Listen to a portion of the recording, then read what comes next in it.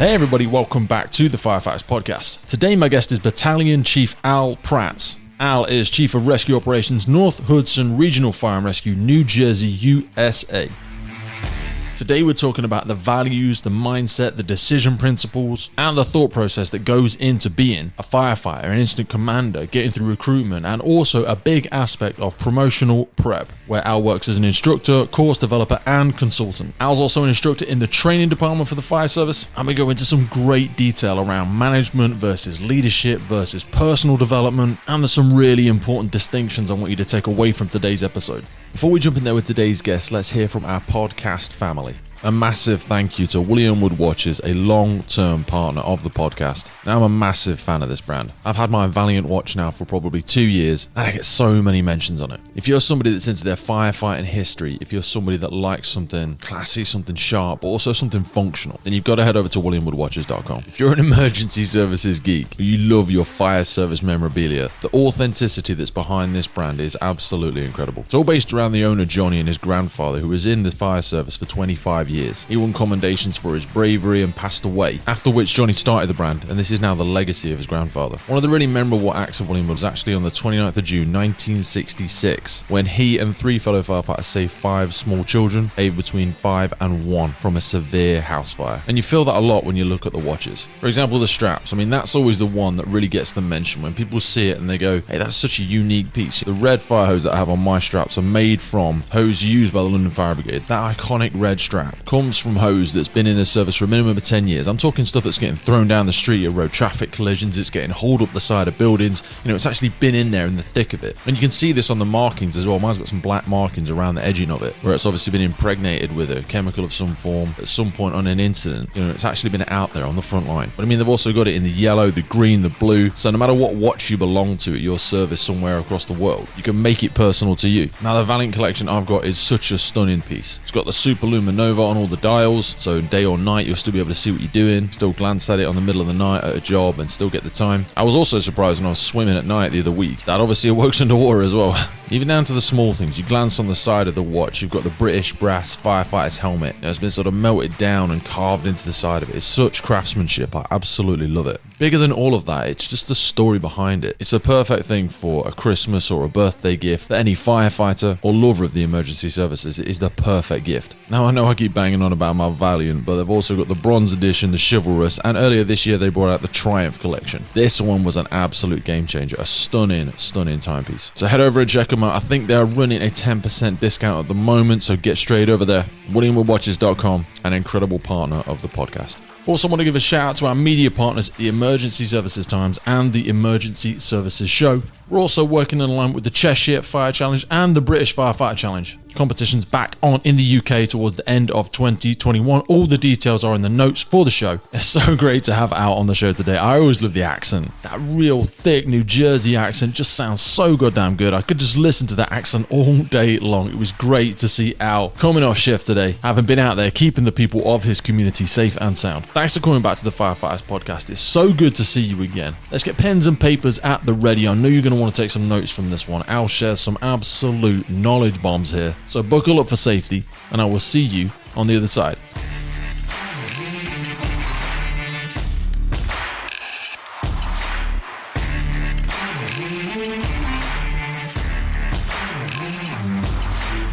Al Pratts, welcome to the Firefighters podcast. How you doing, brother? What's up, brother? How you doing, my man? How's it going? I'm really good, my man. I love you got the flag up in the background, brother. Love it. Yeah, man, I'm ready to go, bro. I'm doing excellent. I'm doing great. Thank you for having me. Fantastic. Super excited. Man, you've got a proper good setup. I love the office. How are you feeling, brother? I know you've been out busy on the job this morning. Yeah. We do it the 24-hour shift. So I just got off this morning. It was crazy because we had a quiet day. And you know, you get those where, you know, you have a quiet day. You don't know what the day has in store for you, right? You're just ready for anything. And I said, oh, man, this is way too quiet. You know, you get that ominous, you know, just eerie feeling like something's going to happen. Yeah, man. And late last night, let's say about 10 o'clock at night, I said, you know, I'm going to hit the rack. And then, you know, right after that, the calls just started coming in. all stupid calls too, nothing crazy. Alarm activations, just what we call smells and bells. Yeah. And then we get this overturned truck this morning, and I said, "Oh, great!" Now, nah, man, I appreciate you giving me the heads up this morning. Now, I wanted to get you on because something we've been talking about a lot in the UK recently is the challenges developing leadership, promotion, and stuff like that. And a few of my friends have been checking out Promotional Prep, and a few of the articles you've written, some of the stuff you've shared, some of the great content that you guys work on. So, for anybody that's unfamiliar, you are Battalion Chief of Fire and Rescue Operations, North Hudson Regional Fire Department, New Jersey. Is that right? That's correct. Beautiful. And in your professional capacity, you're also an instructor, a course developer, and a consultant for Promotional Prep. So for anybody that's unsure about what it is you guys and girls do, how does Promotional Prep help people develop their own sort of style and prepare themselves for that really challenging leadership development in the fire department? So, two separate things, leadership development and preparing for a promotion are two totally separate things. And, if you ask any good leader, they'll tell you just because you're a boss, just because you've been promoted, it doesn't mean that you're a leader. Usually in the fire service, we see it where you have a firefighter that's kind of mediocre, and a mediocre firefighter is not necessarily going to make a good company officer, right? There's a lot of work that has to be done, right? On the leadership side and on the personal development side. So with Promotional Prep specifically, we train and we teach firefighters, or those that want to become firefighters, how to take the entry-level exam and how to excel and how to do well in that entry-level exam. And current firefighters, we teach them how to prepare for their promotional exam, whether it's for a company officer to captain or lieutenant, or whether it's to battalion chief or deputy chief or chief of department. So Promotional Prep is very specific to that. Just helping you prepare for the actual promotional testing, not necessarily leadership, although we are developing classes now and courses for leadership, but that's separate from, the promotional stuff. So how did that first come about? Because for a fire department is such an incredibly popular job and people are always hungry to get tips and tricks on how to try and get in there. But what are some of the biggest misconceptions that people think about what's required to get in, and some of the biggest holes that you see in how unprepared that some people may be to get in the fire department? So the thing is in the U.S., and I'm not sure how it is in the U.K., in the U.S., you have volunteer departments, you have career departments. I'll talk about New Jersey specifically. In New Jersey, you have volunteer departments, you have career departments, you have fire departments that fall under what's called the civil service. And it's a third-party agency that is a testing and appointing agency. Okay. Right? So there are a lot of different ways to get on a fire department depending on where you live and what type of fire department you're looking to get hired. Most fire departments, career fire departments in the state of New Jersey have a residency requirement. So that's one of the biggest things that we tell candidates or anyone that's looking to take the entry-level exam is that where you live. That's usually the first question, where you live. Because in my department specifically, you have to live in that area. You have to live in the North Hudson area for you to be eligible to be hired on that similar department. In the UK, we have what's called a postcode lottery almost if you don't live within that locality. And this used to be different 15, 20 years ago. You could apply up and down the country and people you would travel in 3-4 hours to work. But now there's something around having that locality. How do you feel that helps firefighters and ultimately the department deliver a better service to the communities? The fact that the firefighters and operational personnel actually live in the community. Right. When you work and you serve the community in which you live in or grew up in, there's that sense of ownership. There's that sense of community, that sense of camaraderie. You have a sense of, these are my people. Yeah. This is where I grew up. And the level of service that you're going to provide is going to be greater. And it should be. And not just that, but also responding to calls, right? We see it where for a long time, we were hiring from a statewide list. So as long as you lived in New Jersey, whether it's 3 hours away from where our fire department is, or an hour and a half or 20 minutes, whatever the case is, if you scored well enough, you would be eligible to be hired by our department. And that's great for everyone within New Jersey, that they have an opportunity to be hired by a large career department, Metro, type department. And that's great. But for us, when it comes to response times, right, that's something that kind of affects how you respond to calls, because now not only do you have to train these new firefighters as probationary firefighters on tactics and that sort of thing, but now you have to teach them the city. Now you have to show them how to get from point A to point B. You're not going to put out a fire if you can't get there, right? So now, and where I work is, the North Hudson area is the most densely populated area in the whole country. Really? Wow. Yeah, absolutely. So we cover 5 cities. North Hudson, we cover 5 cities. 3 of the cities that we cover are the most densely populated cities in the country. So we're right across we share the Hudson River with New York City. So we're directly across New York City. So, as far as like office views, right, when we're driving around in the apparatus and we're looking out the window, we have the New York City skyline, right? And it's something that we're so used to it that we don't even notice it anymore. Yeah. Most of us grew up in the area. It's like, oh yeah, New York City skyline. We see buses come up with tourists and they get out and take pictures and this and that, and we just kind of drive right past it. But it is spectacular. It really is. And so, we like I said, we cover 5 cities, and 3 of those cities are the most densely populated areas in the country. We cover Guttenberg, North Bergen, Union City, Weehawken, West New York. Those, that's what we cover. Very urban, super densely populated. I'm just looking here at the one of the latest census is that we have about 154,000 people, and that's for 10 total square miles. And for the UK, that's about, 26 kilometers? Yeah, at least. I don't know the math, so I looked it up. I'll be completely honest with you. I love that you got into that prep. Now, when I hear that number of, you say densely populated, recruitment must be absolutely ridiculous. You must have thousands of people. If you don't mind me saying, I'm not going to blow smoke up your ass, but you're a pretty young guy to be chief battalion officer, and you weren't actually even in the fire department, from a massively young age. You sort of came to the sector, you came to this not really too long ago in the grand scheme of things. What made you want to come into the fire department and rise to the level that you're at now? So you bring up a good point about it being a type of department that everyone wants to join because it's such a large department, and you're in it, right? You have the types of buildings that we respond to. We have everything residential, we have commercial, we have mixed use, we have industrial, we have private dwellings, we have every type of construction type. We have the major transportation hubs. We have the Hudson River Waterway. So we have a little bit of everything. And so what happens is, as far as recruitment goes, you don't even have to recruit. It kind of does its own job. There's right? We don't have to recruit. Banging down the door that want to get in there. Yeah. We're not out there looking. So I say this to new firefighters and to recruits, probationary firefighters, as we call them, for the first year before they're off to the fire academy for training. I say, we didn't come looking for you. You came looking for us.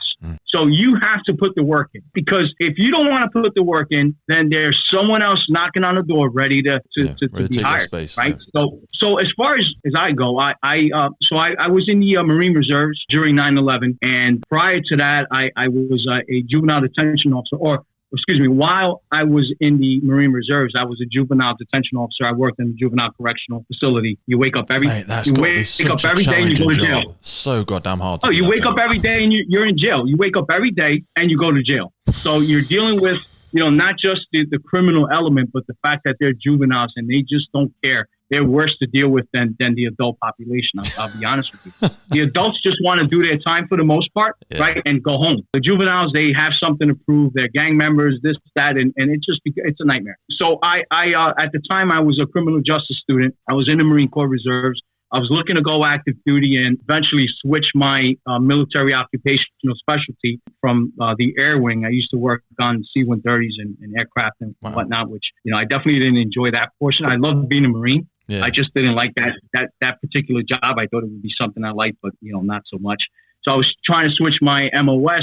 I was taking the police test. It's very similar in New Jersey, right? Police test and law enforcement. We both fall under the same pension system in New Jersey, where, once you're in, you have to work minimum of 25 years, and then you can retire after your 25th year. So it's very, very similar testing process. And I was taking these exams, and I wasn't taking any classes. I just, because there are study groups out there. There are different classes that you could take, like promotional prep. I never heard of promotional prep. I didn't know of any. I was just taking these classes, and I really wasn't doing well enough to be hired because it's so competitive. Yeah. Everyone wants this job. Right. Everyone wants to be police officer or firefighter, and it's highly competitive. So I remember my wife said to me, she goes, babe, the fire department test is coming up. And I said, okay. Why are you telling me this? So so everything that I've done is a waste. All this, studying criminal justice and everything that I've done. I was a gang intelligence officer at the facility where I worked. And I said, gang intelligence officer? God, that sounds rough. Yeah. No, so it was rough. So not only did I work in a juvenile detention facility, but worked with the gang members, identifying them as they came in, looking at their tattoos, looking at their mail, and it was just... I bet that gives you so many great skills, though. I mean, I don't want to get off on a different subject, but that must give you a wonderful skill set when it comes to perceiving risk and building rapport with people and being able to assess a situation. You've had an awesome grounding for that, right? But sorry, but I just found that fascinating. No, that's okay. It's my fault. I kind of... I find it fascinating. The thing is that what happens is when I start not a black and white, and I can't go from A to Z discussing how I got on the fire department. It never is, brother. It never is. It was just, and people think that. It was something like, that it was must be so easy. They see where you are now, or they see where somebody is, and they're like, it must have been such a great plan. You always planned to be there. And you're like, no, brother, not at all. No, there was no plan. I think that it chose me. I want to say that the profession chose me. So I always served. I joined the Marine Corps when I was 18 years old. So, wow. All of my adult life, I've been serving in one capacity or another. So make a super long story short, the test was coming up, and I knew that, if I became a firefighter, I could still switch over and join the police department if that came up, because the pension system is the same.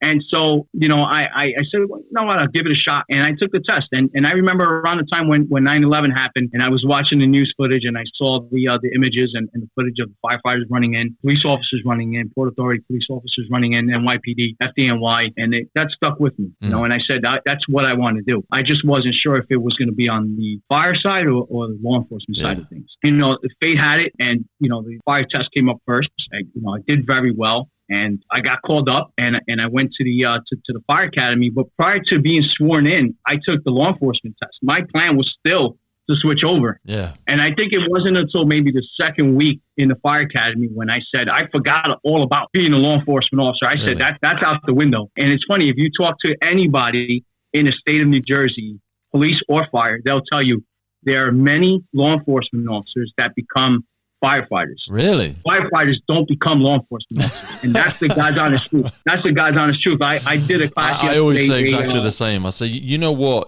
police officers are, right? And they're like, what? I says, people that couldn't get in the fire department. I said, in all honesty, and they hate that, but we say it with respect, but it is a tough job. Yeah, no, absolutely. They are our brothers and sisters in blue. 100%. And we, now more than ever, because of active shooter events and things of that nature, we work so much more closely than ever before. I actually run the active shooter rescue task force response program for my department, and which was a heavy lift because we cover 5 cities, we have to work with 5 different law enforcement agencies. And we have our written agreements with those agencies where we train together and we work very closely together. And, something that's new for them on the law enforcement side when it comes to these types of events is incident command, right? Incident command was never something that, was something that law enforcement trained for. Law enforcement, they respond to an incident and they pretty much work on their own. They go, they make it's like a whole bunch of individuals going on the same standard operating procedures, but it never... I find this with paramedics as well in the UK. It was only maybe 3 years ago where they started actually appointing incident command, so we could have those joint emergency services interoperability meetings where, you'd get the head of command from the fire department, from the police, from the ambulance, because otherwise it was a bit more like bomb burst. All of your first aid or all of your sort of police department were all individually, some were off doing traffic, some were off doing this, there wasn't that one point. So yeah, I totally hear you. It's been great to see a lot of other sectors recognizing the requirement to have that one point of control, even just between two services. Right, absolutely. Having that incident command system set up, setting up that unified command where you can have interdisciplinary, you have other agencies working together with one common goal, and it's a lot easier said than done. So for anyone that doesn't know how it works and hasn't worked within a unified command system, I don't know how it works in the UK, but we all talk on different radio frequencies.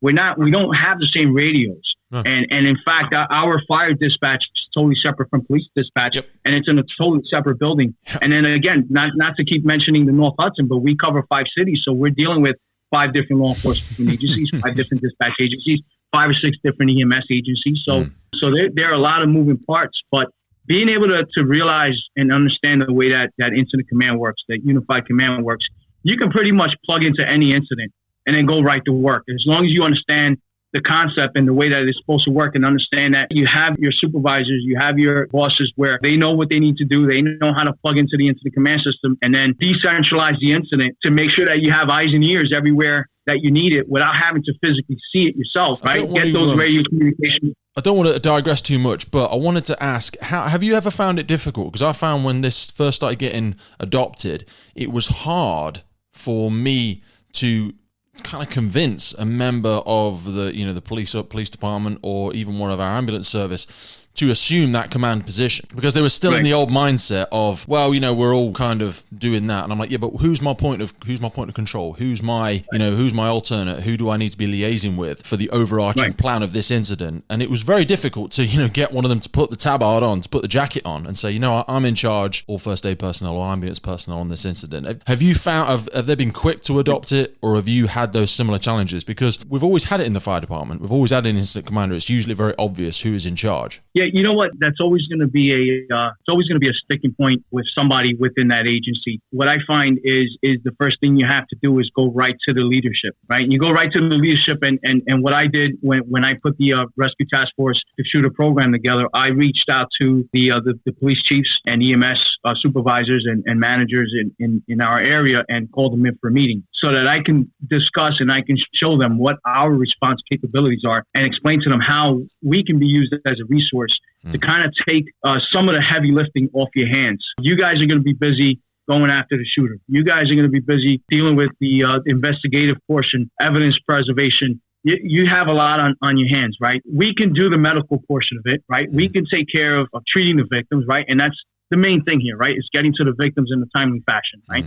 We can take care of that, but we can also help you out with incident command. And that kind of, sparked their attention, because now it kind of takes it off of there. They're not necessarily responsible, or they know that we're there to assist them and help kind of organize the whole thing. We'll set up, a staging area. We're going to set up incident command. We're going to set up, we're not saying we're going to be the incident commander. It's a law enforcement event. Well, we'll get everything organized for you. And at every working fire that we go to, we set up an incident command board. And it's basically like a pelican case that opens up. It's on a sort of like a sawhorse, so it stands up, opens up, and there's a dry erase board inside and different magnets and so on and so forth. But basically, that's how our accountability officer will be able to track all the resources that are operating on the scene. Yeah. And so what would happen is anytime that we would have any fire, 1 alarm or greater, we'd always set up this incident command board. And if I'm the incident commander, I know that if I want to know who's working where, I can walk right over to the board and I know who's where, and that accountability. Yeah. We have exactly the same. It's a really great way to demonstrate clear sectorization. It's the best live example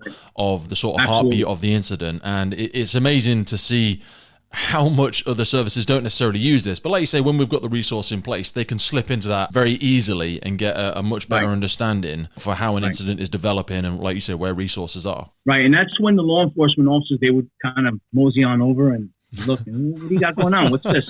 So they know that we do it. They know we do it all the time, and it's second nature to us, because we set up incident command if it's an alarm activation, or if it's a 10 alarm fire. It doesn't matter. We're setting up the incident command system, and it's second nature. So getting the buy-in from the brass, right? Getting the buy-in from the highest level law enforcement officer, and getting us all in the room together to talk about, this is what we should be doing. And these are quite frankly, these are the standards. These are the national standards. This is what everyone's moving towards. Yeah. So we can either buy into the concept, or we can wait for a tragedy to happen, and then have to be that incident commander giving that press conference and having to answer a question. Well, with all the recent events that have been going on throughout the country and quite frankly throughout the world, why was your fire department not prepared, or your police department not prepared to handle this type of incident? How come you don't talk to each other? Where's the communication? And that's it. So you went straight to the top and get that in there. Exactly. I love it. Exactly. Take me back to, because you said in your second week of training school, was that when it first clicked? What sort of happened what is week 2? Was it something significant, or what made you go, you know what, this is me? Yeah. So, it's a story that is so vivid that right now I can just picture the whole thing. And I remember, I think it was about week 2 when it was the first time that we donned the SCBA and went into a smoke-filled room. And I remember that they opened up the door, the smoke was pouring out, and I said, oh shit. I go, did I make the wrong choice? I mean, I don't know how my body's going to react to wearing the SCBA and being on air, not being able to see what's going on in front of me. I don't know how my body's going to react to the heat or the sounds, or I don't know what's going to happen. And I remember it was 2 firefighters, recruits went in, followed by one of the instructors who was watching them with a thermal camera. And we had to bring a hose line in. And actually, no, I'm sorry. We were doing a search and rescue drill. I was thinking to myself, I said, what happens if I run out of air? What happens if I panic and I take my regulator off and I breathe in the smoke? Because they tell you do not, no matter what, you panic, just do not take it off because, that's it. And so I didn't know how I was going to react, and I was scared. I was really, really scared. The minute that we went in and we started doing our search, fear went away, and it was just the task at hand. It was just focusing on the task and doing what we needed to get done. And we were doing our search and we were working in teams. We completed our search. We found the dummy, pulled the dummy out, and when I walked outside and I removed my mask and took my gear off, I said, this is it. I love this job. This is incredible. I can't believe I'm going to get paid to do this. I can't believe someone's going to pay me to do this for the rest of my adult life. This is incredible. And that was it. And it was to the point where, as I said to you before, I took the law enforcement test 2 days prior to being sworn in. Yeah. So prior to being sworn in, I took the law enforcement test. That was still my plan. I received a certification from the local police department that not only did I pass the test, but I was number 3 on their hiring list out of 20 something, and I never even answered the letter. And I forgot. I left the letter where it was. It wasn't until my doorbell rang, and it was a police detective, and he said, "Are you Al Pratts?" And I said, "Yeah." He goes, "You're on the list," and we. Because they investigate to make sure that you live there. Sometimes what happens is when a candidate doesn't answer, because when you get your certification, you have to write back and say, yes, I want the job. Yeah. And then sometimes when that happens, it's because they really don't live there. So, he was doing his due diligence to see if I was actually living there. And so I said, oh, yeah, I'm sorry. I forgot. I said, look, I'm on the job on the fire department in North Hudson. He stopped me right there. He goes, oh, stop. He goes, stop. Congratulations. You got the better job. Good luck. and that was it. I swear that was it. And I never looked back after that, Yeah. I love what you say about being scared as well, man. I mean, Al, that's really honest. I felt the same. There was that fear and that sort of trepidation because I've worked on like security and door supervisor jobs and all this sort of stuff before. And when I first went into a fire, and I don't know if you felt the same way because obviously you come from a marine background and that sort of stuff. Fire and those sorts of incidents, they don't play favorites. Do you know what I mean? I always thought when I was going in there, I was like, when I hear about the police and military and stuff like that, it's usually a human aspect. There's something against them thinking, and they can kind of try and outsmart it and stuff like this. Incidents that we attend, and certainly entering into a fire compartment, you're like, this thing doesn't care about me. It's not against me or for me. And that for me was one of the scariest things because it was like, I'm not sure if I'm up for this and I don't really know how to behave in that environment. And it was so unique, like you were saying. It was such a strange thing I'd never experienced before, and being able to go in there and knowing as well that somebody was already in this situation and that the fire had already won. You know what I mean? It had already gotten the better of somebody. If you're going in there search and rescue, someone was already in that environment demonstrating how uninhabitable, how hostile that environment is for a human being to exist in. So going in there, right. I absolutely hear you, brother, and coming out from it, it's so surreal. It's something completely different. So week 2, you were like, this is for me. So how long ago was that now? So October 21st is going to be my 18-year anniversary. 18 years. Of being hired. 18 years from recruit to chief. That's a pretty rapid rise, brother. Had you always had personal development? Because obviously through all of this, you had a desire to stay hungry for it. You were really resourceful. Like say, you'd gone for the fire department. You had that service background from the age of 18. You joined the reserves. You've been in the prison sector and supporting that. Where did this relentless desire to keep going, to keep improving yourself, to keep being resourceful? Where did that come from? Yeah, I wish I had a smart answer and could tell you exactly. Because I don't know. I think it's cliche to say it's kind of in my DNA. It's the way I'm built, blah, blah, blah. But I think, and when we talk to each other, right, when we talk to other firefighters like us, I think we realize that it's really not a cliche. It's almost, that's what it is. It is what it is. And it's almost that's the way that you're built. I know that, when I was in the Marines, I rose to the rank of sergeant. When I was working in correction, I was a sergeant. When I worked retail, I was a supervisor in retail at some point. And so I've always had some type of management or supervisory leadership role. And it's just something that I felt for me, I just always felt that it was just a natural thing, and sometimes it comes from working for really good bosses. Yeah. So like my first captain, in the fire department, and I think the fire academy is something like 3 months. I don't remember, 2 or 3 months. And then after the fire academy, you get your first assignment and you're a probationary firefighter for a year, and you have to, work under a seasoned or a veteran, company officer. Yeah. And my captain at the time was a very seasoned, very salty, as we call it. I love it. Captain. He was in the Air Force, and in the Air Force, he was a firefighter in the Air Force as well. So he knew his stuff, and he was very aggressive, very into the job, loved the job, and he was the type of guy that and I didn't know at the time I would follow him anywhere. And I remember my first fire was with this captain, and I remember that when we pulled up to the front of the building, the smoke is showing from the Bravo side of this wood frame structure, which is for you guys do the same. Yeah, we do sectorization, yeah. So, I seen a good amount of smoke, and this thing is pushing pretty well. And I said to myself, I'm good, because I remember doing this in the fire academy. I'm not going to have a problem. I wasn't scared. And so I thought I was going to follow him, but he grabs me, puts me in front of him. And so now I'm in the front, and he's holding on to my shoulder, and he's pushing me up the stairs. Now he's pushing me up the stairs. We have the hose line. I have the nozzle. He's got the hose line behind me. I don't know how he did it. I don't know if he has 3 arms somehow, because I know he was grabbing onto me. He was helping with the nozzle, and he had a thermal camera, which I didn't realize it at the time, but that's what was going on. Yeah. And he's pushing me up the stairs, and I'm like, oh my God, what's this guy doing? How does he know? How does he know where we're going? I mean, this guy's leading me to my death right now. Yeah. I just sucked it up and just said, you know what? I'm going to trust him.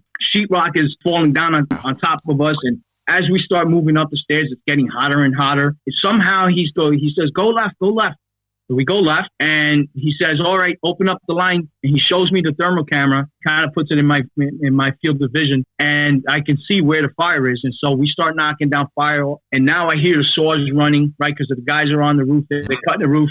The guys are breaking windows, and I hear all this noise. And I'm thinking, this is the craziest situation that I've ever dealt with. The Marines don't prepare you. I mean, this is like fire is the great equalizer. Like you said, you can't negotiate your way out of it. You can't say, well, listen, I'm a good guy, and so, please take care of me. None of that holds true. But what was funny, I remember about that, is as soon as they had a good enough ventilation hole on the roof and they vented the windows, the conditions immediately improved. Mm-hmm. And you can see, and I said, this is a small apartment. This is nothing, and little by little, as you get more and more experience, you start realizing that, most of the apartments have the same type of layout, and, things change here and there. But for the most part, you're dealing with a small compartment. There's fire. You got to put it out. You have to ventilate, and it goes out. Right thing, it'll go out. And so he was relentless with training. He made sure that I knew every single piece of equipment on the apparatus. He would walk me around the fire engine, and before opening up the compartment door, ask me what's in here, what's in there, and I had to tell him what was in there,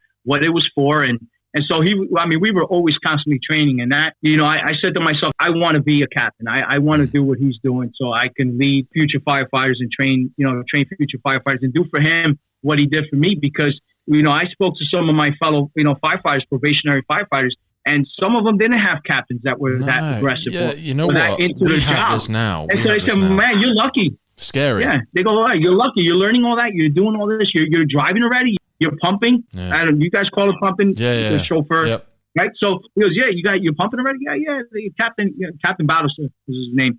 He goes, yeah, he's got me pumping already. I'm like, man, that's, you're lucky. And so I wanted to do the same thing. And I think that kind of catapulted me in, as far as in the fire service goes, to continue, moving forward in my leadership. Transitioning into that sort of mentoring role, after you'd gone through all of your own development and clearly having that desire to go into that captaincy role, I love what you said about perception going into a fire. When you'd become competent, or when when you were on the trucks and you were a member of the crew, same as everybody else, how did your perception of risk change? Because, you kind of move from that being overwhelmed and impressed and sort of blown away by an incident and rushing up on it and having all the stress and members of the public screaming and shouting.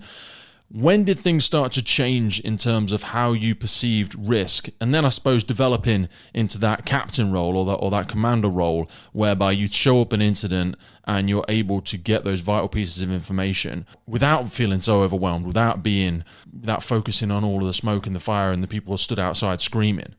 So, in the fire service, the number one priority is always going to be the life safety of the civilians, right? Life safety of those that we're there to protect. And then as a firefighter, after that, life safety becomes your life safety, right? And you're worrying about yourself, and you're hoping that your supervisor is watching you back and is going to make sure that you go back to the firehouse and you go home the next day. But as a captain, as a company officer, now you have to worry about your crew.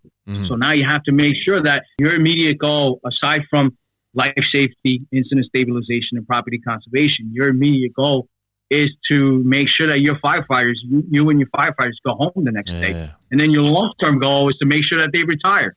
And make sure that through development, through leadership and mentoring, right? So it kind of changes, and you go from being task oriented, as a firefighter, where let's say you're on a truck company and your job inside this fire is going to be to perform mobile haul. We're going to start opening up ceilings, opening up the walls, opening up void spaces to find hidden fire. You're task focused. Your mind is so closed in. It is tunnel vision. You have that task, and you're told to do this, and then that's what you're going to do. As a company officer, now you take a step back and say, okay, I'm going to assign this firefighter to open up the ceiling. This firefighter is going to open up walls.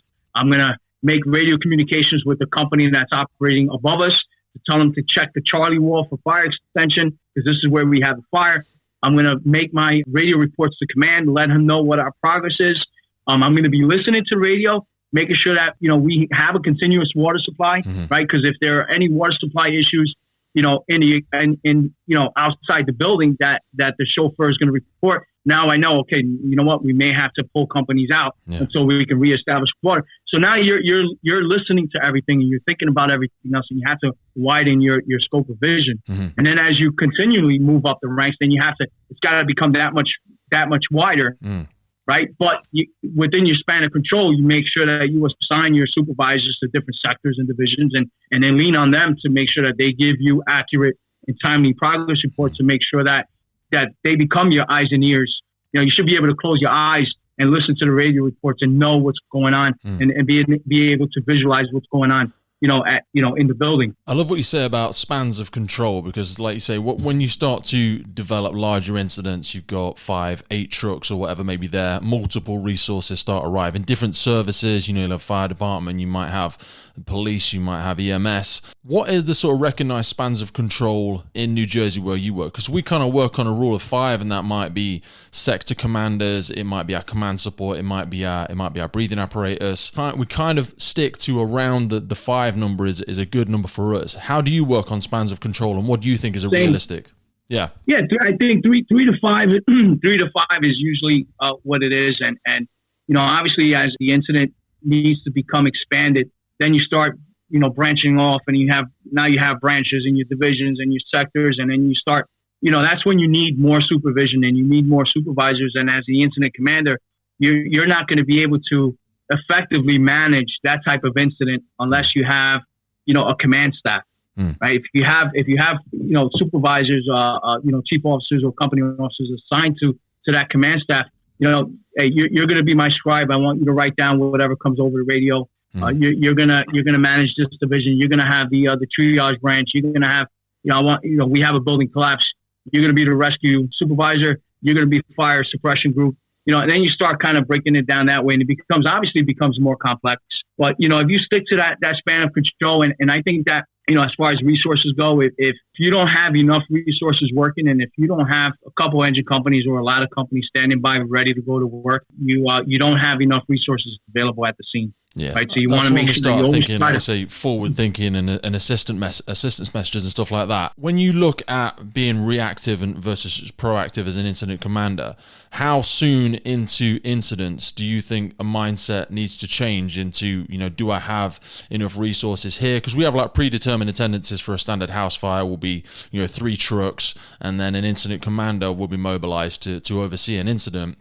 When you arrive there, do you have any sort of generic rules or generic questions that you think about in terms of number of floors, size of the property? How do you assess risk in terms of the number of resources that you need? Yeah, so I like to call resources early, Even if I don't think I need them, I'll call a second alarm and have them staged. Can always turn them back. And not come up to the incident. Yeah, because you could always turn them back. It's a lot easier to turn them back than to call them, and then you realize now we're behind the 8 ball. And we're trying if to it's getting away from you, and then you're chasing, the fire spreading, and then. So 2 tours ago, we had a structure fire, and I was the division commander.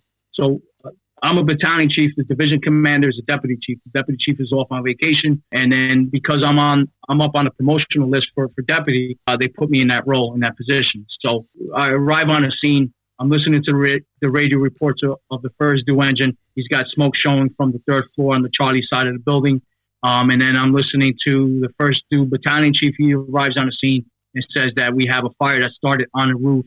Now this building was a 3-story, and then there was an attached 1-story building, and there was a roofer working on that roof, melting tar, and caused a fire and then extended into the structure.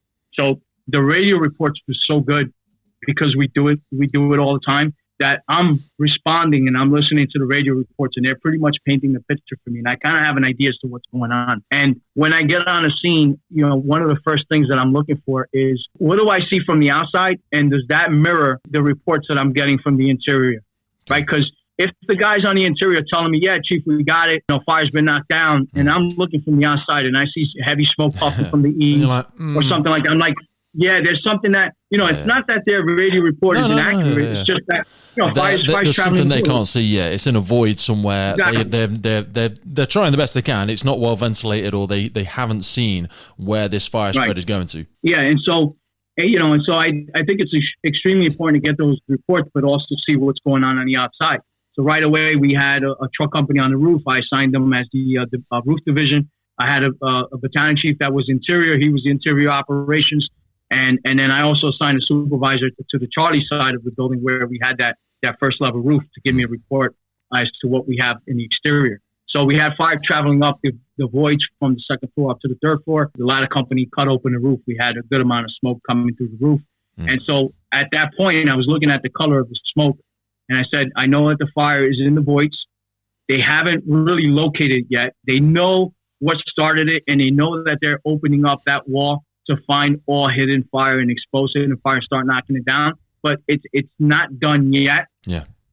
And it's being done. They're doing a great job, but fire's still in the voids. Right now, it's traveling, from one floor to the other, and then up until the cockwall space in the roof.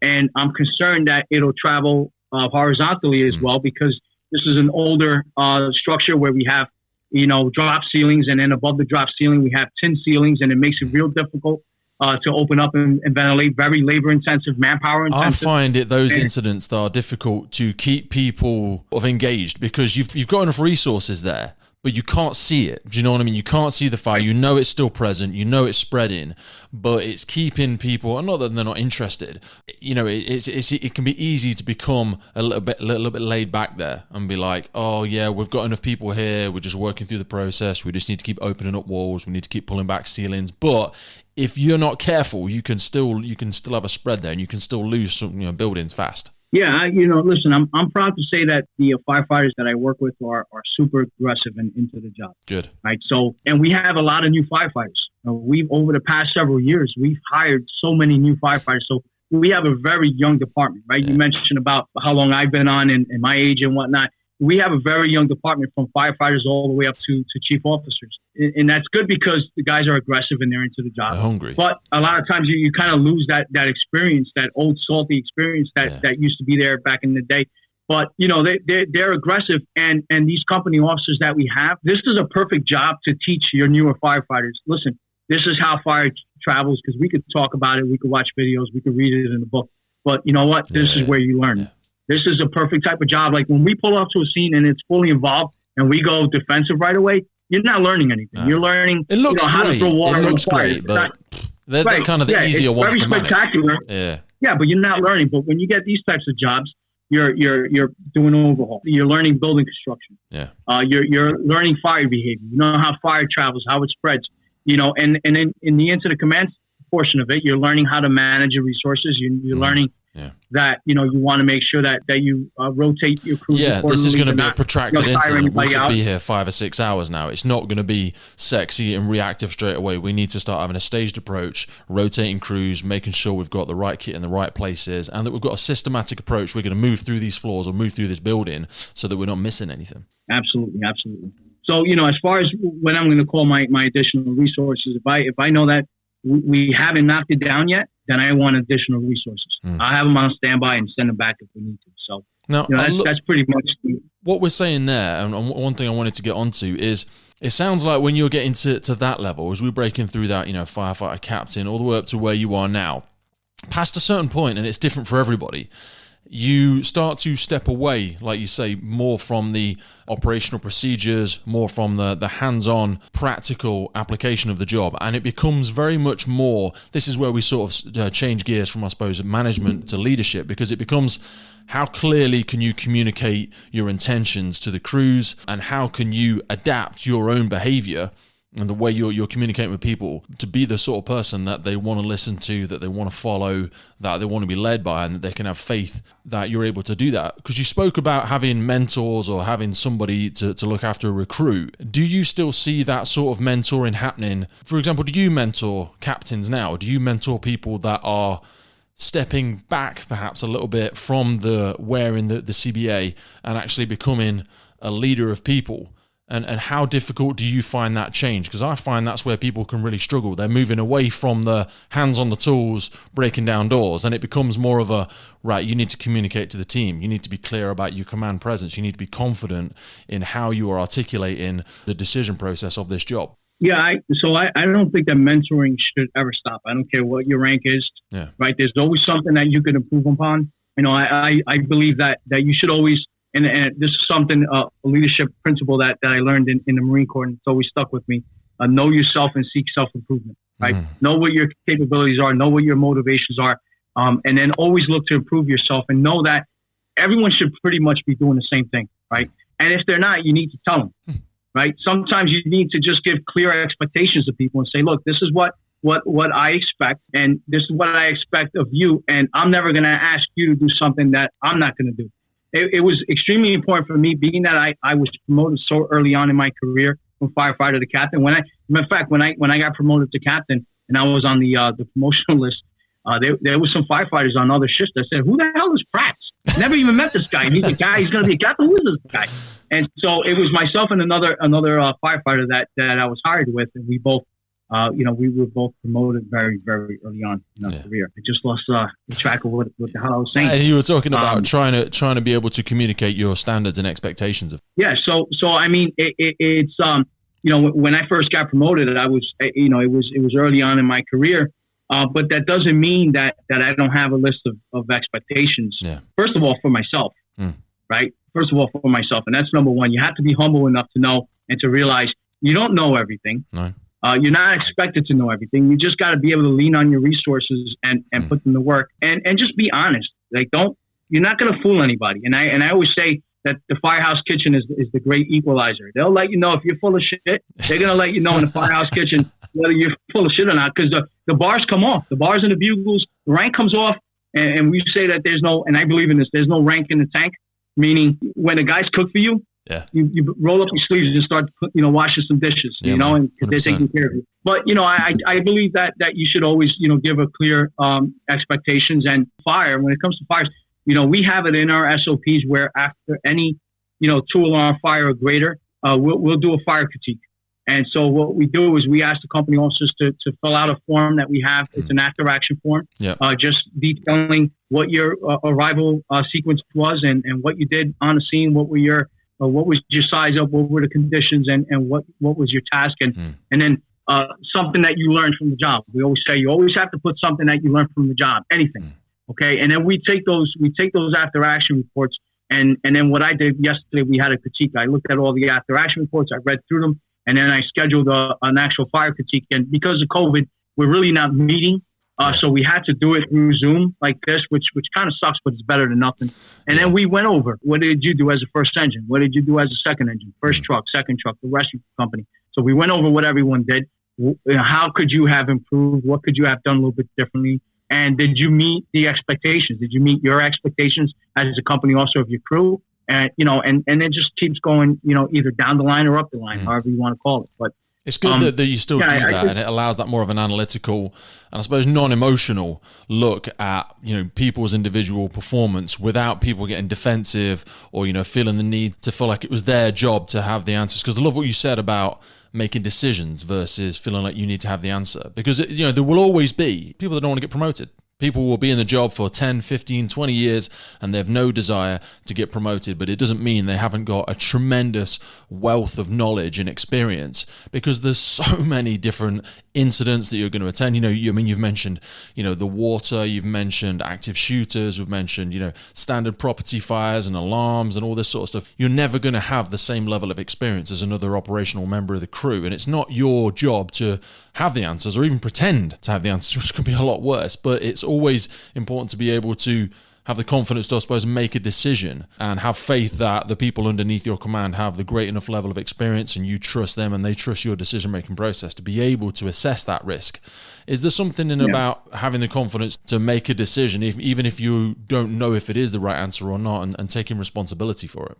Yeah, absolutely. And I think a lot of it has to do with experience, right? The more experience you have, then the more confident you are in making a decision, good, bad, or ugly. Yeah. Right. If you can justify your decision and say, well, this is why I did this. This is why I positioned the apparatus contrary to what's in our SOP, because we had overhead wires, or because, I knew that the second due truck was going to be in a better position, whatever the case is, right? Having that experience is going to help you in making better decisions and being confident in your decisions. When I was promoted early in my career, I knew that before as a company officer, before I became a chief, because I knew I was going to take the promotional exam for battalion chief, before I became a chief, it was important for me to be able to have worked on the engine as a boss, to be able to have worked on the ladder company, be able to have worked on a platform device, be able to have worked on the rescue. I wanted to have worked on everything so that when I'm as the incident commander and I tell the company, listen, I need you to go up to this roof and cut an inspection hole in this, or we're going to do trench operations in this building, then I know I've done it. I've been there. I know what I'm talking about. Authenticity, because they know you're not asking them to do something that you've never done yourself. Yeah, and even in training, right? When we have training evolutions, I'm the first one to put my gear on, put my SCBA on, and do the low profile or whatever the case is, go through the mass confidence course.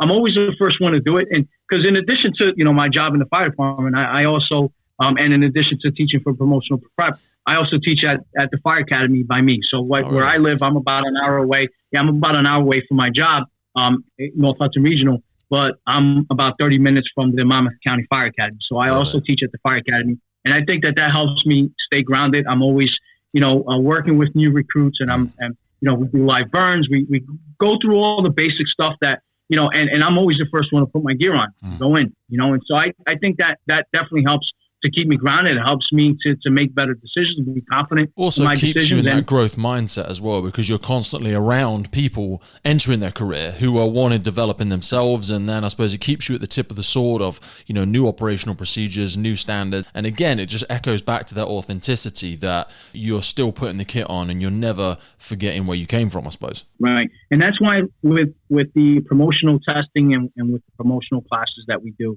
with promotional prep, we're going to teach you how to take the test. But if you're going to be a leader, you have to be a leader. That's really on you, and you really have to look at yourself and understand what is your motivation for being promoted. Is it financial, right? And it's great, right? It's great that there's extra money involved, right? There should be. But is it purely financial, or is it because you're power hungry or something like that? I mean, why do you want to be a boss, right? So I think that's extremely important, is to understand what that motivation is and then go from there. I don't know, I could be wrong, but I think leaders are born. I don't think you can really make a leader. I think that you could take leadership classes, and I think that you can maybe improve on your leadership skills. But I just have this feeling that real, true leadership has to come from within. I really believe that. I totally agree with you. And I think there's so many leaders that never adopt a leadership position. You can feel that presence when you're in the room with somebody who will comfortably challenge something that they feel is wrong and they feel doesn't align with their values. That is wonderful leadership. And you can definitely tell when somebody has adopted a management position and they see themselves as a leader, but they don't practice the leadership aspects because it doesn't come natural to them. Right. And they just don't understand what being a leader is, and it is what it is. I don't care if it's the public sector or private sector, anywhere you go, corporate, you're always going to have that. You're going to have your boss that's going to point fingers and think that their subordinates work for them. I don't even like that word subordinate, right? They're going to think that their subordinates work for them, but it's the other way around. You're working for them, right? You got to work together to achieve a common goal, but you're there to support them and to help them grow and become leaders as well. And that mentorship is huge. Yeah, find them the resources, remove the barriers for them, ensure they can see a clear path for their own development. And then as long as you've got people ahead of you doing exactly the same, the cycle works. Otherwise, when you try and reverse it and you expect everybody quote unquote beneath you to be serving you, then who's serving them? If nobody's looking after the front line, nobody's looking after the boots on the ground, then the whole thing just falls to pieces. Yeah, and guess what? Everybody knows. You can't hide, right? That's something that you cannot hide. Everybody knows who that guy is. Yeah. And if you don't know who that guy is, it's probably you. It's you. Yeah. They're like, no, everyone in the team is good. And they're like, no, you're an asshole. They don't like you. They don't like you. Yeah. That is so true. That is so true. Love it. Yep. So for people that want to learn a little bit more about yourself, Al, about the brigade, or even about promotional prep, they've heard some of the stuff you've shared today. What's the best way for people either to reach out to you personally or to get that little bit of support or guidance? Yeah. So if you're in New Jersey or anywhere throughout the country, you can go on to promotionalprep.com. We don't just do the promotional assessment and promotional testing seminars for New Jersey. We do it for throughout the country. We have students from as far out as California and Hawaii. Wow! Because a lot of the even though the promotional testing process can be very specific to a specific state or county or region or whatever the case is, there are some things that are going to be similar in all the exams, right? They're going to be looking for, like, for instance, for an entry-level test, if you want to become a firefighter, they want to know, what your personality traits are, right? So there's going to be like a biodata, they call it, portion of the test. They want to know if you're, like you said before, are you an asshole, right? Are you a team player? Or do you think that you can do everything yourself? And they'll give you something like 100 questions just on biodata, and then ask you the same question 4 different ways to see if you're trying to trick the system, right? Deductive reasoning, math, memory, cognitive ability, reading comprehension, and then physical fitness, of course. And this is where I've seen some of the stuff that you do in promotional prep as almost being global, and it's the whole idea of the Firefighters podcast. When I reach out and speak to people like yourself, you see those personal qualities and attributes are universal. There's so many things that no matter where you go across the world, a good firefighter, no matter what their rank, no matter what their level, often shares an aspect of common values and common beliefs and the morals behind why they join the job. So I totally agree with you. There's certain aspects that can be developed in everybody. Right. Beautiful. And, what we started doing is when COVID, reared its ugly head, we realized that, so at first we weren't sure how long it was going to last, right? Like, oh, this is going to be a week or 2, a month, or whatever the case is. And then we saw that it kept getting worse and worse. And so now we weren't able to get together and train and have seminars. And so we all switched. My kids at home, started remote learning, right? Yeah. So now they're learning from home. And so I said, you know what? I talked to my partners, retired Deputy Chief Mike Turpak, right? He's known throughout the whole country. All right. He's written textbooks. Chief Montaigne, who happens to be the chief of my department, I talked to them and I said, listen, I think that we should go online with this. I think we should develop an on-demand platform, because I have a feeling that we're not going to get back to classroom learning in quite a bit. And I'm sure there's other people that are like me that want to study and want to hopefully do well enough to get promoted, but they're stuck at home with their kids while their kids are learning. This is a perfect opportunity. Let's put a program together so that we can offer it as an online on-demand program where you can have it on your desktop, mobile device, or a computer, whatever the case is, and then have it at your fingertips. And so we started doing that for the written portion of the promotional exam. And then now we're developing and we're about to roll out the oral assessment portion of it. Because in New Jersey, and I'm pretty sure it's the same throughout throughout the country, depending on where you are. For a company officer and battalion chief, there's a written multiple choice section of the test where you're given something like 8 to 10 scenarios. It's a narrative, and it gives you a information on the fire, gives you building construction. It tells you everything that you would see if you were the incident commander pulling up on a scene, or an engine boss or a ladder boss. And then there'll be 5 or 6 multiple choice questions attached to that scenario. And those questions will be specific to the scenario, but some of the questions will be also text-based driven, and they'll come right from a textbook. Yeah. And then if you do well enough on that exam, then you move forward to the oral assessment, where you're given the scenario and you have to, in front of a panel or in front of a camera, you have to be able to give your response as you would at a fire. And then for battalion chief, deputy chief, and chief of department, it's strictly oral assessment. They knocked the multiple choice stuff out of it. So what we did is we put together that multiple, 5 videos on how to take the multiple choice exam. We break it down from, the intro, how to take the exam, what to expect. We go through engine and ladder company operations, incident command, scene safety, kind of break it all down. And then now we're about to roll out the oral assessment version of it. So it allows people to run that, run it through their head. Because like I say, just because COVID struck, people have still got that desire to grow, that desire to develop themselves. Anybody that's hungry enough to keep going and keep developing themselves in their career won't have taken 18 months sitting around doing nothing. And you got to be hungry. As well as I've done in my promotional exams, I don't retain information that easy. Guys say, it's easy for you, it's easy for you. No, it's not. I put the damn work in. Yeah. So this is my war room here, right? I can show you. It's all around here, man. It's everywhere. I've got posters up. I've got a big whiteboard in my study, and it has to be repetition, reps. Just I have these large easel post-its that when I was studying for my deputy chief's exam, my whole wall, well, you couldn't even see the color of the paint of the wall because it was just covered with post-its and information, and I would just stand there and recite it and read it, recite it and read it, type it, highlight. I have recordings of myself reading stuff. I would listen to it.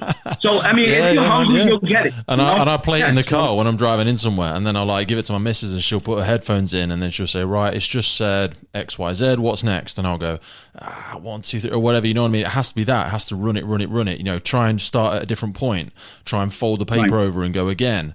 And no, I totally, brother. Half the time people think, and it's a get out, you know what I mean? Oh, it's easy for you. It's, I'm not that sort of person. You know what? Nobody is, really. We're that distracted with, there's so much stuff going on in the world, especially if you've got kids and you've got your own stuff going on. You've got to be so intentional about it. I always say to people, you've got to work twice as hard on yourself as you do on the job. When you're off from shift, when you're off from a tour, that's your time to develop yourself. When you're there, you're serving your crew, you're serving the people, you're serving the public. When you're off, you've got to be serving yourself. You've got to be working on yourself. Don't just be sitting back on your laurels and just chilling out while you're on your days off. You've got to stay hungry for it. I wish I would have done half of as much in college. As I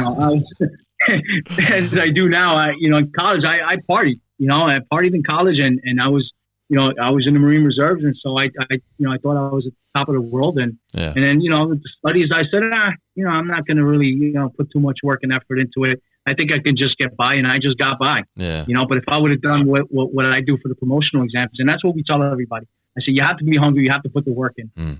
Even if you take our exams, or our seminars, if you take our classes, whether it's seminar or online, this is just the beginning. You really have to, so if I give you a multiple choice exam and you answer the question and you get it wrong, you should be going back and researching why it's wrong. And not only that, but research why the other options would be the better option or not be the better option. Or if you change one word in the sentence, how would that change your answer? Like, you really have to analyze and go back and really understand everything. And in my opinion, again, just like anything else, you got to work for it. There's nothing that comes easy to you. Even like, because I teach at the Fire Academy and I also teach for the Division of Fire Safety, everything I do is involved. It has to do with training one way or the other, or rescue operations. So they say to me, with the promotional exam, you'll do fine because you do this. It's not because I do all that. I do all that because I know it's going to help me, and it's going to help improve me. And if it helps me, I know it's going to help somebody on the fire ground. I know it's going to increase somebody's likelihood of surviving, an occupant surviving in the fire, or making sure that my firefighters are going to operate safely. So people say the same to me. I mean, I'm not achieved the same level of success yourself in the departments, but when it comes to personal development, and I refer people to books or materials or stuff like that, and they'll go, they'll look at all the resources, they'll look at the first few things I give them, and they'll go, so did you do all of this? And like, how long did you do it for? I said, how long? I'm doing it now. I'm listening to audiobooks every day. I'm doing the courses. I'm having conversations with people like Al. I'm putting myself out there to learn, to succeed, to fail. I want to be on a podcast chat with Al, and he says something and I'm like, shit, I didn't even know that. I didn't even think that. You know what I mean? And then that's the only opportunity to learn, putting yourselves in a position where you're close enough to the edge of your comfort zone to continue to grow. It never stops. It never stops. It's like health, fitness, whatever it may be. You've got to be in love with the journey because it never ends. It never ends. And I see, talking about health and fitness, unfortunately, so that we have a physical fitness exam that you have to pass, you have to get on the job, but then there's no follow-up. There's no, like in the Marine Corps, we had every year you have to do your PFT, your physical fitness test. We have it every single year. Benchmarks, right? But in the fire service, we don't have that. Really? You don't have an annual fitness test? No, no, we don't. And it's a shame. It's a shame. We don't have an annual fitness test, and it's really up to you to, and I don't consider myself to be in great shape. I can lose more than a few pounds. And in fact, it's funny. The only interaction I ever had with anybody from the UK, aside from today, was on the Peloton, which I'm back on the bike. I started getting back Good on. Man, yes, Al. Started getting my fat ass back on the bike, and just to get back in shape. Because something about staying in shape and staying fit is important. Like if you care about the job, if you care about the civilians you're supposed to be protecting, if you care about the firefighters you work with, you have to care about yourself, because if you're not going to care about yourself, then that means that you're going to go into a fire and you're going to risk yourself from becoming a victim. And now they got to pull your ass up, and so it's hugely important. And I think that's a big fail, when it comes to the fire service in the United States. It's so uncomfortable. It's so uncomfortable to do it. So, and that ultimately is 100% personal accountability, what you speak of there. There's certain strength as well from putting it all on the person, that you've got to manage all of your health and fitness yourself, because it is so uncomfortable and you have to let go of your pride and do the same as doing the development. Sometimes it's boring. Sometimes it ain't going to be sexy. You've got to get in there every day. Hey, how are we doing? Say hi. You're on a podcast right now. Don't worry, nobody's watching. It's just us two. My daughter Leah, she came down to get some books, and I had a piece. You taking a break from some of your schoolwork? How are you getting on with it? I'm doing good. Yeah. I'm doing presentation. Oh, yeah. I've got 3 children, and they tend to do a couple of hours in the morning because they're given 6 or 7 hours a day, and we're like, no, we can't do that. And I was speaking to your dad. For me, it's important that we do different stuff, because I don't know how your dad feels, but I'm like, you know what? Everything we learn in schools isn't necessarily what we need to be doing when we're out there sometimes. So I like taking the kids out to the horses, and sometimes we'll go and do some stuff down at the station, because not everything you learn in school is super important, but at least you're doing some of it. Did you say horses? You said horses. Yeah. Where do you live? Where we live in the East Midlands in the UK. We've got 3 horses, and we go out every morning because, this is something you get me going now, brother, because I think that the younger generation, so my daughter is 9, my sons are 15 and 19, and there's something about getting up early in the morning, going out and mucking out the horses and, getting all the horse poo and taking them out. There's something about that it really builds character. Do you know what I mean? Yeah, It's, I can see that. Yeah, because it's so hard to find things like that.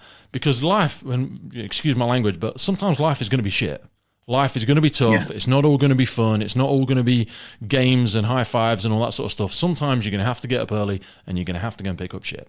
So I think it's great for the kids. Yeah, absolutely. That is so true. People see what you do for a living, and they're like, oh, it's amazing. I'm sure the kids are like, you go on some great rescues, and you go and do this. You know what? Sometimes you go in and you'll just be sifting through rubbish all day, or you'll be dealing with people that don't like you, or it's a tough incident, or we didn't save them and somebody died. There's going to be setbacks, and you need to be able to. Yeah, you have to be willing to do the dirty work. Absolutely. Yeah, you have to do it. And all my kids are extremely active. She's on a football team, soccer. She's on a soccer team.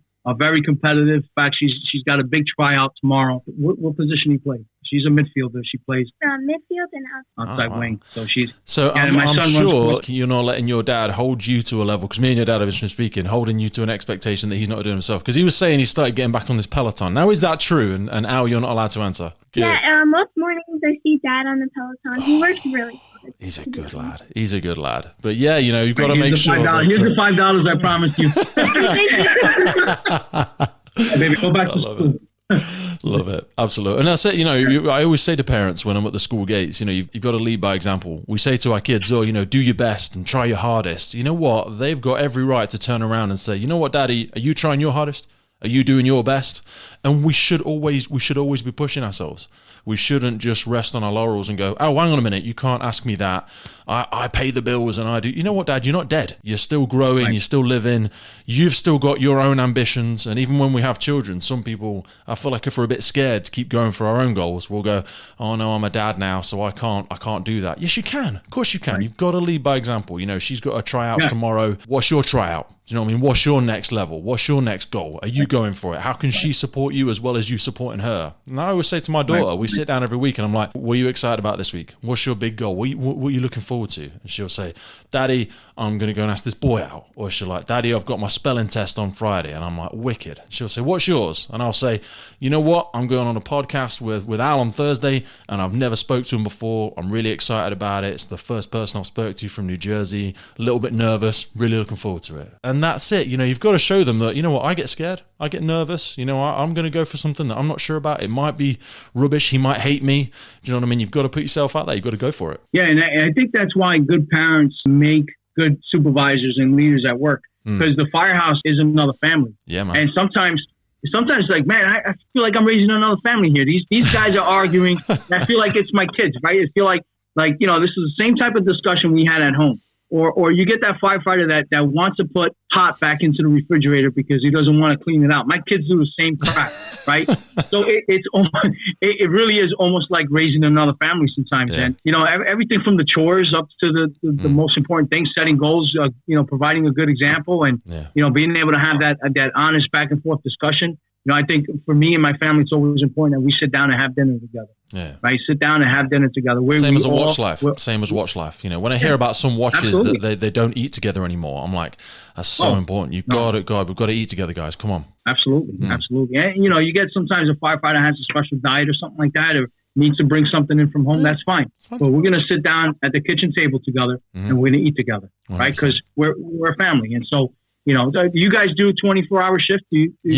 So we have some 12-hour shifts still. We have some 24-hour shifts, but realistically, all crews, there's no excuse. We can train together, we can do our fitness together, and we can eat together, and it's super important. But also, you and I, or I can just speak for myself, I'm not going to write a parenting book. I'm not the perfect parent. I'm not the perfect leader, but it's about having that desire, always wanting to lead by example, always wanting to better yourself so that you can serve your children, you can serve your partner, you can serve your team even better the next day. Yeah, and I think that's why one of the most important leadership traits or principles or whatever you want to call it is humility. Like you got to just be honest, be humble and be honest and say, I don't know everything. I'm not the best at this or I'm not the best at that. No. I know that when I was a captain of an engine company, and then I went from the engine to the ladder company. And I've worked the ladder company before here and there as a detail, maybe one day here, one day not. But I wasn't the ladder company officer. And so there was a veteran firefighter on that company that I told him, I said, day one, I said, listen, I need you, let's go out, let's train. And this is what I want to work on for myself. I want you to show me how do you work the aerial? How do you position the outriggers? What if there's a power failure, what's the backup? How can we get this thing in operation if we have a no shit moment, right? Show me what the best way to position, let's drive this thing around the city and see where we're going to have issues making right turns or left turns or, things like that. Just because I knew that even though I'm the supervisor there, I don't know everything and I need to improve on it. And that's it. And just be honest. Don't be full of shit. Yeah. And I think that puts you in a great position, giving them that acknowledgement and putting them in that, giving them that, not bit of power, but, there's always a bit of a power struggle, especially if it's a veteran firefighter, and just being honest and saying, look, dude, I'm new to this crew, I'm new to the watch. You've clearly got a great level of experience and knowledge. I would love to spend a bit of time with you and be able to support you, because I don't want us to rock up at a job and me to start barking at you like I know this place better than you, because I clearly don't. You've been here for 20 years. So I want us both to be in a position where I can add value to you, but also I can recognize and appreciate all the knowledge and experience you've got, because that's the best way we're going to work together. Yeah, and that's mentoring without even knowing that you're mentoring. Yeah, that's it, right? Brother. You're empowering that firefighter, right? And what I did was we had two other firefighters assigned to the company, and I said, you go to him first. If there's an issue, there's a problem, go to him first. He's the veteran firefighter. Work it out, and then you come to me if there's an issue. Yeah. Right. So now you put that firefighter in an empowering position, and when they're ready to take the promotional exam and they do well, it's going to be easy transition. This firefighter that I'm talking about was a firefighter that is now a company officer. Now he's a captain, and he's a damn good captain too. You know, and I'm not saying it because I did something. I think he was going to be a good captain no matter what. But, you know, as leaders, you got to make sure that you empower your subordinates. I hate using that damn word, but, you know, empower them so that they can step up and lead, so that they can step up and do your job, you know, just as good, if not better. Right. And I know in the military, they always say that you always want to make sure that you know the job of the guy ahead of you, above you, and below you. Right, because you never know when you're going to have to do their job, and you're going to have to know how to do it well. And you can't say, "Well, I didn't know. That's not my regular position. I'm usually not." No, there's no excuse for that. Al, thank you so much, my man. I really appreciate you taking the time out of your busy life to spend time. I know you've just come back from shift today. Your family's there. You know, you've got to go and spend that time. So I really appreciate you taking time out, my man. Send so much love to the family. Good luck with the little lady with her trials tomorrow, mate. When we come out to you, we're going to have to come out and check you out. And man, vice versa. You know, I've never been over to New Jersey. I would love to come over, see the family, share some food, and until then, look after yourself, my man. All right. Same to you. I'll see you on the big one. Take it easy. All right, please.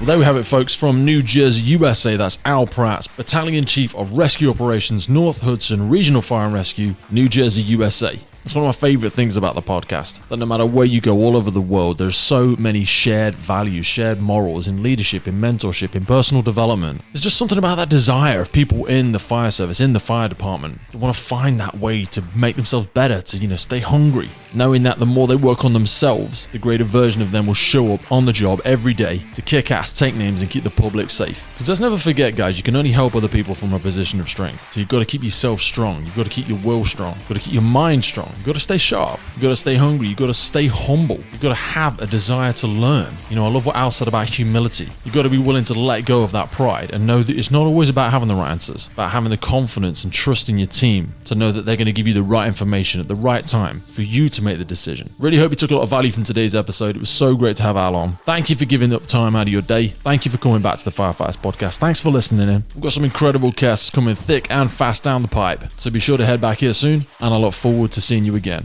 right here on the Firefighters podcast.